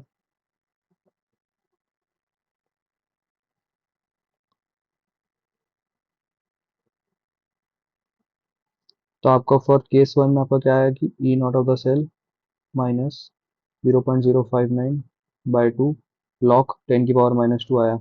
और in the case of second one E not of the cell -0.059 by 2 log 10 की पावर 2 आया। ठीक है, अब यहाँ पर आपका सॉल्यूशन होगा फिर। ठीक है, ये आपका एक में 10 की पावर 2 और एक में 10 की पावर -2 हो गया, तो लॉग 2 लॉग -2। ठीक है, तो दोनों में लॉग 2 मैं सामने लाऊंगा, तो E not of the cell log 2 सामने आया तो -2 इधर पे आएगा, तो ये हो जाएगा आपका क्या, +0.59। और सेकंड ई टू के केस में आपका हो जाएगा क्या, ई नॉट ऑफ द सेल -0.059। ठीक है, लॉग 2 क्या होता है मेरा, 2 लॉग 10। ठीक है, लॉग 10 की वैल्यू 1 होती है, तो 2 × 1 आ जाएगा मेरा। ठीक है, ये बात आप समझ गए। तो इस इक्वेशन के बाद से मुझे ये बात समझ आई कि जो मेरा E1 है वो मेरा E1 ई सेल नॉट +0.059 है, और जो मेरा E2 है वो मेरा ई सेल नॉट मेरा -0.059 है। तो कौन सा ज़्यादा हुआ, तो E1 is more than E2। तो आपका आंसर सही हुआ, E1 is more than E2। ठीक है, अब देखिए मैं आपको बोला था स्टैंडर्ड हाइड्रोजन पोटेंशियल का सवाल आता है, प्रेशर वाला जो सवाल आता है वो ये दिया हुआ है। तो pressure of H2 required to make the potential of H2 electrode is 0। ठीक है, तो इसका इलेक्ट्रोड का पोटेंशियल ऑफ इसका प्रेशर कितना चाहिए मेरे को जो उससे 0 बना दे। तो यहाँ पर रिएक्शन में लिखूंगा 2H plus plus 2 electron gives 2H2, ये कौन सा है आपका गेन ऑफ इलेक्ट्रॉन है यहाँ पर, ठीक है। तो आपका रिडक्शन हो रहा है यहाँ पर, ठीक है। तो आपको यहाँ पर ध्यान देना है। तो आपको यहाँ पर फॉर्मूला लगाना है, जो कि मैंने आपको एच के बारे में बताया था कि जब रिडक्शन आए तो आपको क्या फॉर्मूला लगाना है, और जो ऑक्सीडेशन आए तो आपको क्या फॉर्मूला लगाना है, मैंने आपको बारे में बताया था। तो रिडक्शन आए तो आपको ये लगाना है कि इज इक्वल टू -0.059/2, ठीक है, log PH2 upon H plus का होल स्क्वायर, ठीक है। अब क्या पूछा है मेरे से कि जब प्रेशर में कितना प्रेशर लगाऊं जिससे कि मेरा इलेक्ट्रोड पोटेंशियल जो है वो जीरो हो जाए, ठीक है। क्या प्रेशर लगाऊं जिससे इलेक्ट्रोड पोटेंशियल जो है वो मेरा जीरो हो जाए, मतलब कि EMF ऑफ द सेल जो है मेरा जीरो हो जाए। तो मैं क्या प्रेशर लगाना चाहूंगा यहाँ पर, तो यहाँ पर मैं लिखूंगा कि 0 -0.059/2 लॉग, मैंने आपको बताया था कि H प्लस का जो कंसंट्रेशन होता है वो -7 होता है, -7 की पावर 2, और ये PH2 -0.059/2 log PH2 बाय 0.10 की पावर -4। अब मुझको एक बात बताइए, आप सिर्फ ये एंटिटी देखिए, अगर मैं प्रेशर को 0.10 की पावर -14 लेता हूँ तो ये दोनों इक्वल हो जाएगा, 10 की पावर -14 और 10 की पावर -14, तो ये दोनों कट होके मेरा 1 हो जाएगा, तो log 1 तो मेरा 0 होता है, ओके। तो यहाँ पर 0.059/2 इंटू लॉग 1 जो हो जाएगा मेरा वो 0 आ जाएगा, तो इसकी वैल्यू फिर मेरी ऑफ द सेल की वैल्यू 0 हो जाएगी, तो मैं 10 की पावर -14 का प्रेशर लूंगा। तो बात आपको समझ आ गई। अगला ये आता है कि फॉर अ गिवन सेल इसका वैल्यू नेगेटिव है, what will be the correct relationship between this. अगर मेरा ऑफ द सेल जो है वो मेरा नेगेटिव आया तो डेल्टा जी मेरा क्या आ जाएगा, पॉजिटिव आएगा, ओके। किसी एक का पॉजिटिव है, किसी एक को नेगेटिव रहना पड़ेगा, ठीक है। तो डेल्टा जी मोर देन जीरो, ये हो गए, दोनों कट गए मेरे। अब के इक्विलिब्रियम क्या होना चाहिए मेरा, के equilibrium should be less than 1 या मोर देन 1, है ना। तो के इक्विलिब्रियम के बारे में मैंने एक फॉर्मूला आपको बताया था, ये वाला, ठीक है। तो जब ये मेरा पॉजिटिव हो जाए तो इसके, अगर इसको पॉजिटिव करना है, ठीक है, तो इसको नेगेटिव होना पड़ेगा ना, ताकि तभी तो यहाँ पर पॉजिटिव की वैल्यू आएगी -0.23 वाला, ठीक है। तो के शुड बी नेगेटिव, ठीक है। तो आपको एक सुपर नोट लिख सकते हैं, आप अपने नोट्स में ऐड कर सकते हैं। When E of the cell is negative, delta G should be positive and K equilibrium should be less than 1। ये आप सुपर नोट अपने उसमें ऐड कर सकते हैं, ठीक है, नोट्स में ध्यान से याद याद रखिएगा और इसे ऐड कर दीजिएगा, ठीक है। नेक्स्ट सवाल में आते हैं हम, कि देखिए वापस से ये आपका वही सवाल आ गया कि एक हाइड्रोजन इलेक्ट्रोड है is dipped in platinum wire of HCl इतना, उसका पीएच इतना दिया हुआ है, और पासिंग हाइड्रोजन गैस वायर इतना है, तो ऑक्सीडेशन पोटेंशियल मुझे पता करना है, ठीक है। तो ई मुझे पता करना है, ये तो जीरो हो जाता है, 0.059/2 हो जाएगा, तो एज यूजल ऑक्सीडेशन है यहाँ पर, ठीक है। तो आपका क्या होगा, उल्टा लग जाएगा फॉर्मूला H+/2, और यहाँ पर आपका PH2, ठीक है, ये वाला आपका फॉर्मूला लग रहा है यहाँ पर। तो E is equal to -0.059/2 log, मेरा H का कंसेंट्रेशन कितना है, यहाँ पर पीएच मेरा 10 दिया हुआ है, तो H प्लस का कंसेंट्रेशन मैं कैसे निकालूंगा, 10 माइनस पीएच, ये एक फॉर्मूला है, आप जब इक्विलिब्रियम पढ़ेंगे ना तो आपको सर करवा देंगे, ठीक है। ये H प्लस का इस तरीके से हम पीएच से निकाल सकते हैं, एक फॉर्मूला है, ये डायरेक्ट फॉर्मूला है, ठीक है। तो इससे मेरा क्या निकल के आया, 10 की पावर -10 वैल्यू निकल के आ गई मेरी H प्लस की,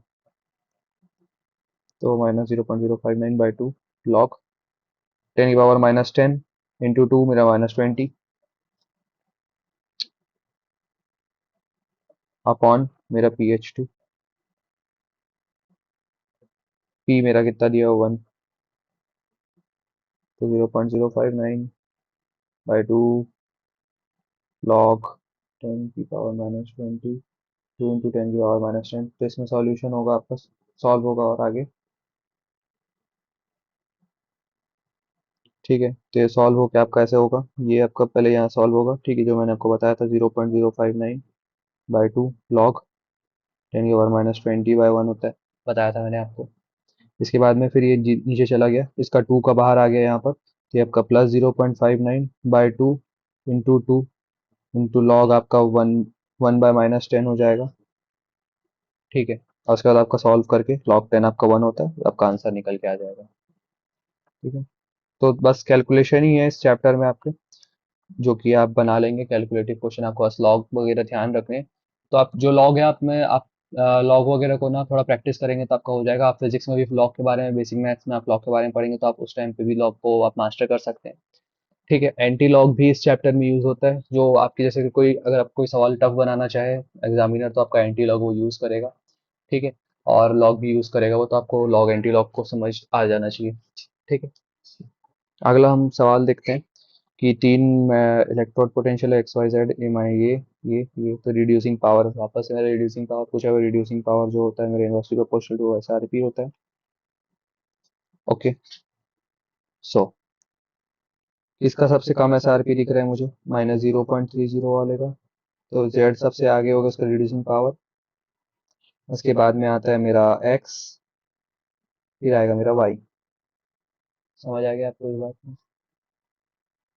फिर से ये सवाल है आपका, देखिए आपको मैंने एक बात बताया था कि delta G is an extensive property, delta E is an intensive property. ठीक है, तो डेल्टा जी को मैं डायरेक्टली ऐड कर सकता हूँ, पर डेल्टा ई को मैं डायरेक्टली ऐड नहीं कर सकता, ई को मैं डायरेक्टली ऐड नहीं कर सकता। तो ये वही सवाल है, तो आप इसका एप्लीकेशन देखिए आप इस बार।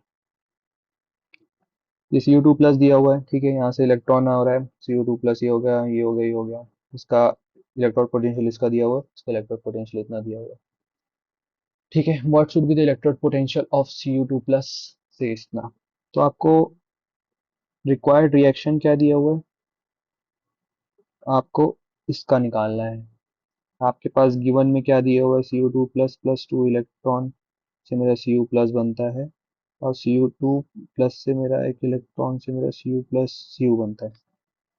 ठीक है, तो अगर मैं दोनों को इन दोनों को ऐड करूँ, डेल्टा जी, इसका डेल्टा जी 1 है, इसका डेल्टा जी 2 है, और इसका डेल्टा जी 3 है, तो अगर इन दोनों को मैं ऐड करूंगा तो ये और ये Cu तो मेरा कट जाएगा। मेरे पास बचेगा क्या, Cu2+ plus 2 electron is equal to Cu, जो कि मेरा इस इक्वेशन के सेम सेम दिख रहा है, ये Cu2+2 इलेक्ट्रॉन है। तो मेरे को ये समझ आया कि delta G 3 is equal to delta G 1 plus delta G 2 हो जाएगा। ठीक है, तो delta G 3 is equal to delta G 1 plus delta G 2, तो इसका हो जाएगा -NF ई, आपको निकालना है। तो -NF ई 1 -NF ई 2। ठीक है, यहाँ पर एक इलेक्ट्रॉन है, यहाँ पर एक इलेक्ट्रॉन है, तो आपको समझ आ गया है, यहाँ पर एक इलेक्ट्रॉन, यहाँ पर एक इलेक्ट्रॉन, और यहाँ पर आपके 2 इलेक्ट्रॉन्स है, तो आपके एन की वैल्यू आप डालेंगे n, सबके एफ आप बाहर कर लेंगे तो आपका एफ निकल के वो बाहर निकल जाएगा, तो ई डॉट हो जाएगा यहाँ पर -1 ई 1 -ई 2। अब आप वैल्यू डाल दीजिए इन सब की। फर्स्ट वाले की वैल्यू 0.15, तो यहाँ पर आ जाएगा -0.15 माइनस ऑफ 0.50, 0.50, इन दोनों को अगर माइनस माइनस करेंगे तो आपका आ जाएगा -0.65 into 2 E dot is equals to -0.65 upon -2 plus plus, ये कट के हमारा हो जाएगा 0.325 वोल्ट। तो आपको समझ आया कि डायरेक्टली हम जी को ऐड नहीं कर सकते थे। ठीक है, डायरेक्टली हम ई को ऐड नहीं कर सकते थे, हम जी को इसलिए ऐड किए हुए। ठीक है, तो इससे मेरा सवाल आंसर निकल के आ गया, ये आपका एप्लीकेशन हो गया उस फॉर्मूले का भी, जो इंटेंसिव एक्सटेंसिव प्रॉपर्टीज का। एक आपका आ जाता है यहाँ पर अगला सवाल कि SN4+ से मेरा बन रहा है यहाँ पर SN2+, जिसका ई मेरा दिया हुआ है 0.15, और यहाँ पर Cr3+ से मेरा बन रहा है Cr+, जिसका मेरा दिया हुआ है 0 -0.74। दोनों ही मेरा रिडक्शन पोटेंशियल दिया हुआ है। तो मेरे से क्या पूछा है, ए नॉट ऑफ द सेल मेरे से पूछा है, तो क्या होता था, कैथोड माइनस एनोड। पहली बात, कैथोड माइनस एनोड हो जाता है। अब आपको ये पता करना है कि कौन सा कैथोड है कौन सा एनोड है, आपको ये भी बात जाननी है। तो आपको मैंने क्या बताया था कि द मोर पॉजिटिव वन इस जिसका एसआरपी ज़्यादा होगा वो आपका एनोड होगा, कैथोड होगा, और जिसका एसआरपी कम होगा वो आपका एनोड होगा। ठीक है, तो 0.15 आपका एनोड जो आपका है पॉजिटिव सबसे ज़्यादा इसका, तो वो कैथोड बन गया, और ये आपका एनोड बन गया। तो इससे आपका ये इन of the cell cathode minus anode का रिएक्शन आपका बन गया। एक जनरल सा फॉर्मूला जो हमने पढ़ा था, delta G is equal to minus N F E of the cell. A I P M T 2010 का सवाल है। ई ऑफ द सेल आपको ये दिया हुआ है। एफ की वैल्यू आपको पता है 96500। ठीक है। आपसे क्या पूछा है? डेल्टा जी पूछा है और an silver, reduction of silver ion with copper ion. ठीक है। तो यहाँ पर आप सबसे पहले तो रिएक्शन लिखेंगे, reduction of silver ion plus copper ion give CO2 plus plus 2 Ag। तो आपको एन की वैल्यू कितनी दिख रही है यहाँ पर? 2 दिख रही है यहाँ पर। ठीक है, तो एन की वैल्यू भी आपकी निकल के आ गई 2। Silver, the reduction of silver ion with copper metal. ठीक है, Ag प्लस से Cu, तो उसके बाद आपका रिड्यूस हो जाएगा। तो आपको इस रिएक्शन को समझना है, ठीक है, सबसे पहले, और उसके बाद आपको सॉल्व करना है। तो ये आपका रिएक्शन है, Cu मेटल से आपका Ag प्लस आयन को, वो आपका रिड्यूस हो रहा है। ठीक है। तो आपका वही नॉर्मल, फिर आप फॉर्मूले में सब कुछ डाल देंगे और इससे आपका आंसर निकल के आ जाएगा। बहुत आसान सा फॉर्मूला बेस्ड सवाल था। ये फिर से आपका वही सवाल, delta G1 plus delta G2 वाला, G3 वाला। ठीक है। इसको आप बना लेंगे। आपको वापस से मैं एक बार सॉल्यूशन दिखा देता हूँ, देखो वैसे ही चीज़ें बनी है।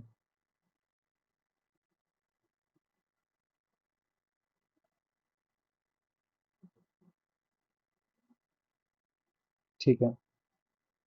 ये भी आपका वैसे ही कुछ सवाल है।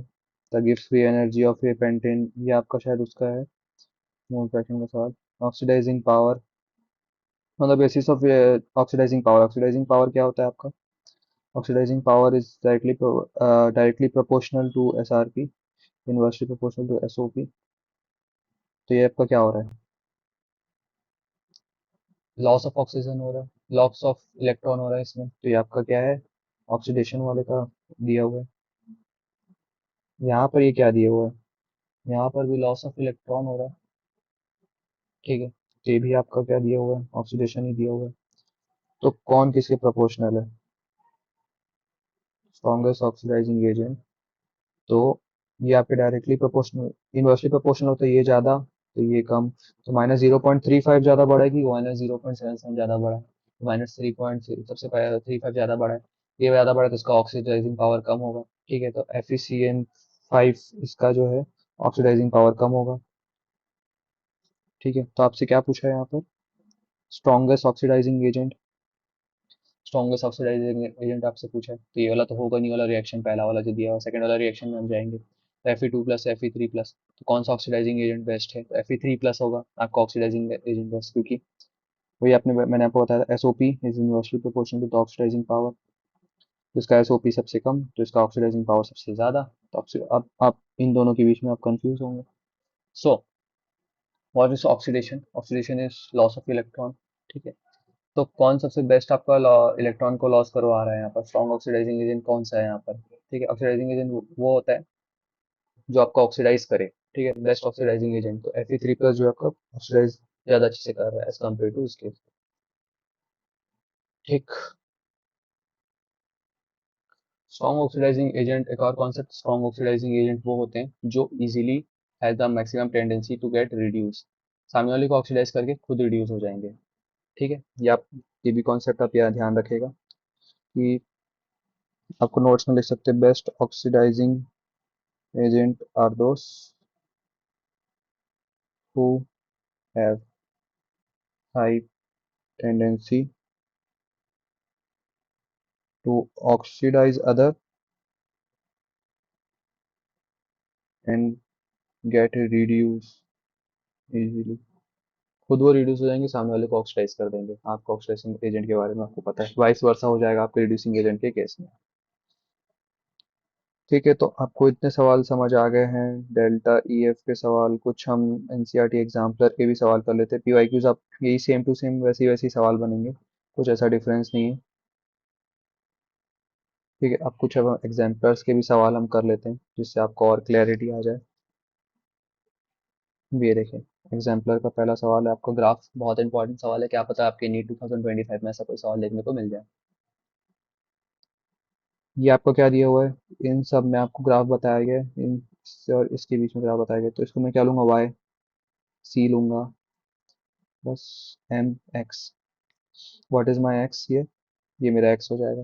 ठीक है, तो C एक मेरा इंटरसेप्ट भी यहाँ पर प्रोड्यूस हो रहा है। ठीक है, तो ये मेरा एक ग्राफ तो नहीं होगा क्योंकि इसमें इंटरसेप्ट नहीं दिख रहा है मुझे। ये स्ट्रेट लाइन का मुझे ग्राफ दिख रहा है। ठीक है, तो ये मेरा डाउन साइड वाला ग्राफ भी नहीं होगा मेरा। और एक ना ही हाइपरबॉलिक ग्राफ होगा, तो इसका एक ग्राफ ही होगा। तो ये बहुत इंपॉर्टेंट क्वेश्चन है, आप ध्यान में रखिएगा। अगर ऐसा कुछ ग्राफ बनता है तो इस तरीके से इसका ग्राफ बनेगा, आपसे डायरेक्टली सवाल आ सकता है। अब अगला सवाल आता है, which of the following is correct? E and G are extensive property? नहीं। Both is this are intensive property? नहीं।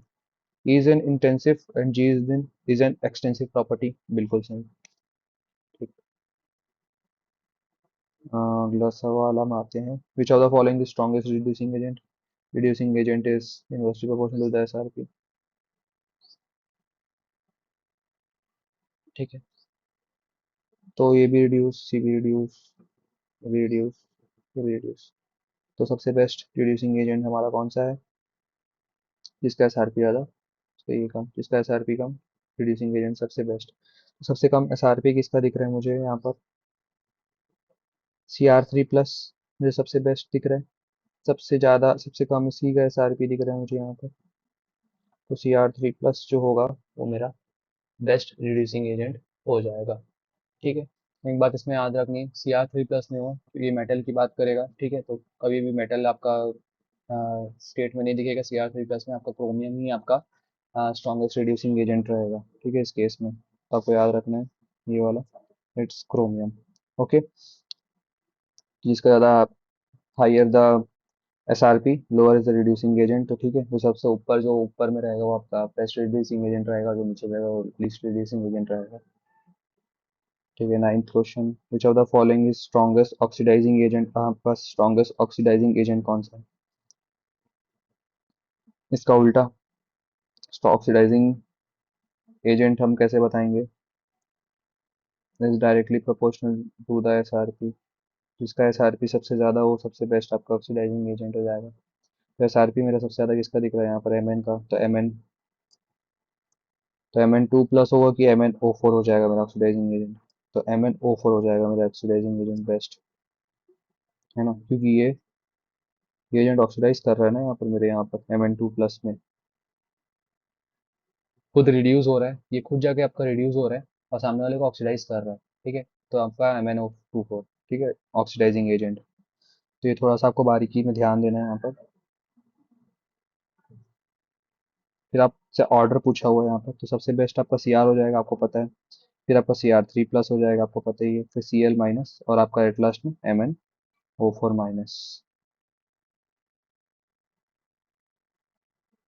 Mn2+, option Mn2+। ठीक है, तो सी आर ये आपका ये हो जाएगा। ठीक है, ये वाला सवाल आपको समझ आ गया, रिड्यूसिंग पावर का ये। वैसे ही most stable in its reducing form आपका कौन सा मोस्ट स्टेबल होगा, ये भी आपका सवाल है।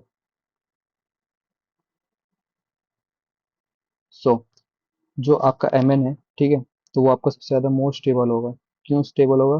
क्योंकि इसका जो सबसे ज़्यादा हाई पॉजिटिव वैल्यू है। ठीक है, तो स्टेबिलिटी आपका जो है वो आपका हाई पॉजिटिव वैल्यू है। ठीक है, तो जितना ज़्यादा आपका हाई पॉजिटिव वैल्यू उतना ज़्यादा आपका स्टेबिलिटी प्रोड्यूस करेगा इन रिड्यूस फॉर्म। ठीक है, तो इससे आपका ये वाला सवाल आ गया। Find out the most stable oxidizing compound. Most stable आपका ऑक्सीडाइजिंग कंपाउंड आप कौन सा हो सकता है, आप ये देखेंगे। तो मोस्ट स्टेबल आपका ऑक्सीडाइजिंग कंपाउंड हो जाता है आपका CR3+। क्यों? सबसे नेगेटिव CR वाला। ठीक है, तो मोस्ट स्टेबल मतलब कि अ, जो हमारा CR3+ है, ठीक है, उसका जो आपका as the negative, as the highest negative value, तो जो हमारा CR है वो सबसे ज़्यादा मोस्ट स्टेबल स्ट्रेनिंग, उसका नेगेटिव वैल्यू सबसे ज़्यादा है। ठीक है,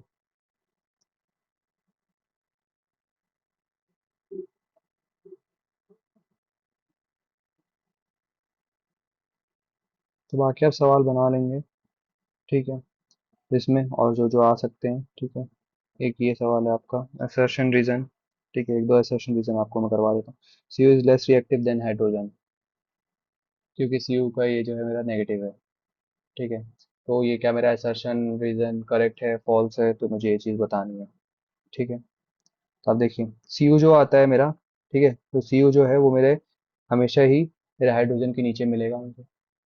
ठीक है, हाइड्रोजन के नीचे में, और इसका जो इलेक्ट्रोड पोटेंशियल जो है वो मेरा नेगेटिव आएगा। ठीक है, तब मेरे जब इलेक्ट्रोड पोटेंशियल और ये जब नेगेटिव आ रहा है तो मेरा जो असर्शन इसने दिया है कि जो मेरा CO इज लेस रिएक्टिव, ठीक है, तो यहाँ पर मैं ये बोलूंगा कि ये नेगेटिव तो पॉसिबल नहीं है, नीचे में तो हाइड्रोजन के नीचे वाले सारे पॉजिटिव होते हैं। ओके, तो Cu लेस रिएक्टिव है मेरे H से, ये वाला स्टेटमेंट तो करेक्ट है, पर Cu का नेगेटिव होता ये स्टेटमेंट तो गलत है। तो इसका आंसर क्या हो जाएगा कि assertion is correct and reason is false, तो इसका आंसर हो जाएगा थर्ड। ठीक है, उसके बाद अगला सवाल है कि 57, द assertion में ये बोलता है कि E cell should have positive value for the cell to function. E cell का मेरा पॉजिटिव वैल्यू होना चाहिए सेल टू फंक्शन। ठीक है, पर नीचे में रीजन क्यों दिया है कि कैथोड का ज़्यादा कम होना चाहिए मेरा एनोड से। तो क्या ये मेरा स्टेटमेंट सही है, रीजन मेरा सही है? ठीक है, तो यहाँ पर ये स्टेटमेंट तो मेरा सही है कि मेरा पॉजिटिव होना चाहिए स्पॉन्टेनियस रिएक्शन करवाने के लिए, पर ये स्टेटमेंट तो मेरा सही गलत है ना, कि यहाँ पर मेरा जो ई ऑफ द सेल आता है मेरा कैथोड माइनस एनोड आता है, अगर मेरा एनोड ही ज़्यादा हो जाएगा तो मेरा नेगेटिव वैल्यू आ जाएगी, है ना, तो पॉजिटिव तो हो ही नहीं सकता, तो ये बात गलत है। सेल स्टॉप्स कब सेल हो जाता है, जब मेरा जीरो हो जाता है, तो ये इक्विलिब्रियम मेरा अचीव कर लेता है मेरा, है ना। तो ये बात आपको समझ आ गई, तो ये आप क्या बोलेंगे कि इट हैज़ करेक्ट असर्शन और उसका रीजन भी करेक्ट है, तो इसका आंसर हो जाएगा मेरा वन। तो इसका है कि अगला आपका असर्शन दिया हुआ है कि इंक्रीज जो ई ऑफ द एजी प्लस है और एजी है, increase with increase in concentration of AG ions, क्योंकि एजी प्लस एजी प्लस है पॉजिटिव वैल्यू, मेरा कंसंट्रेशन के साथ में अगर बढ़ेगा तो इसका पॉजिटिव वैल्यू है, तो इसका मेरे को क्या आंसर होना चाहिए मेरे यहाँ पर कि असर्शन और रीजन दोनों ही मेरा करेक्ट है। ठीक है, इसके केस में मेरा असर्शन और रीजन दोनों ही मेरा करेक्ट है, पर जो मेरा रीजन है वो not the correct explanation of the assertion, ये भी मेरा सही चीज़ है, हाँ होता है, इसका पॉजिटिव वैल्यू भी होता है, ये दोनों सही है, और इसका करेक्ट डेफिनेशन नहीं है कि ये इसके कारण इसी कारण होता है, जो इंक्रीज इन कंसंट्रेशन जो ई ऑफ द सेल जो है वो इंक्रीज करता है कंसंट्रेशन के साथ, ये इसका करेक्ट एग्जांपल नहीं है। ठीक है, इसका करेक्ट एग्जांपल आप यही लगाएंगे क्या, E of the cell is equal to E naught cell minus 0.059 into log 1/Ag plus, अगर मैं इसका कंसंट्रेशन बढ़ाऊंगा तभी तो इसका कंसंट्रेशन बढ़ेगा ना, तो इसका मेरे पॉजिटिव वैल्यू से क्या लेना देना है, तो मेरे इसके पॉजिटिव वैल्यू से तो कोई लेना देना ही नहीं है ना, अगर मैं इसको बढ़ाऊंगा तो ये बढ़ेगा। ठीक है, तो इसका करेक्ट एक्सप्लेनेशन ये नहीं है। ठीक है, तो इसका आंसर हो जाएगा मेरा टू। ये हो गया आपका सवाल।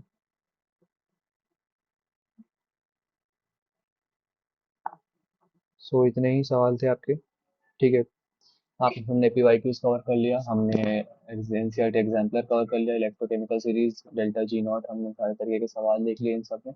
अब बस आप जाके सवाल करते जाइए, आपको समझ आते जाएंगे कि कैसे कैसे सवाल बनाने हैं।